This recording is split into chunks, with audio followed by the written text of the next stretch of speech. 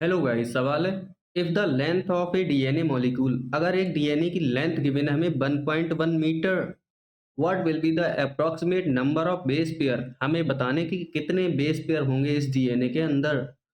तो हमने पढ़ा है जो लेंथ ऑफ डीएनए होती है, length of DNA is equal to होता है number of base pairs, number of base pairs और into distance between two base pairs, दो बेस पेयर के बीच की दूरी। तो distance between two base pair, ठीक। यही फॉर्मूला के यूज करके हम आंसर निकाल लेंगे। हमें गिवन है लेंथ ऑफ डीएनए कितनी गिवन है 1.1 मीटर, मीटर में गिवन है, यूनिट का बहुत खास ध्यान देना है। तो 1.1 मीटर हो गई length, is equal to number of base pair हमें पूछे हैं, तो नंबर ऑफ बेस पेयर पूछे हैं इनटू, अब दो बेस के पेयर के बीच में डिस्टेंस कितनी होती है 3.4 एंगस्ट्रॉम में।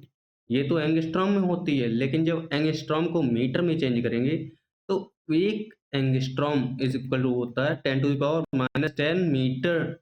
एक एंगस्ट्रॉम की वैल्यू इतनी होती है, तो ये वैल्यू हम यहाँ पर रखेंगे। तो number of base pair is equal to 1.1, ठीक, इंटू, इंटू नहीं अब अपॉन आ जाएगा ना, इस वैल्यू को नीचे भेज दे रहे हैं directly, upon 3.4 angstrom into 10⁻, angstrom को मीटर में चेंज करेंगे तो 10⁻⁻10, यही तो होगा।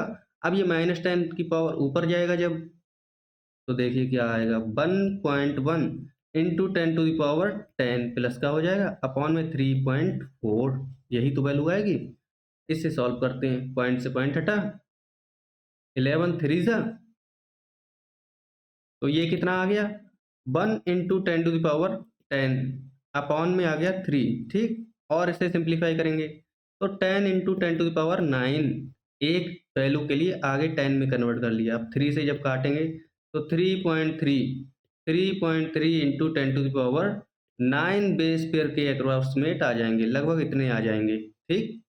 आंसर देखते हैं, 3.3 इंटू 10⁻9 बेस पेयर सबसे फर्स्ट ऑप्शन में गिवन है, यही आंसर हो जाएगा हमारा, बाकी के सब गलत हो जाएंगे।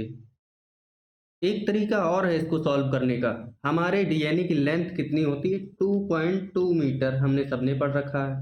हमारे डीएनए की लेंथ होती है 2.2 मीटर और उसमें बेस पेयर कितने होते हैं 6.6 इंटू 10⁻9 बेस पेयर होते हैं हमारे जीनोम में, हमारे डीएनए में इतने ही तो बेस पेयर होते हैं। लेकिन जब इन्होंने लेंथ के लिए क्या कर दिया आधा 1.1 मीटर, जब लेंथ आधी कर दी तो बेस पेयर भी आधे हो जाएंगे, तो इसको भी 2 से जब डिवाइड कर देंगे तो हमारा आंसर आ जाएगा 3.3 इंटू 10⁻9 बेस पेयर। सिंपल आ गया यहीं से, ठीक है ना।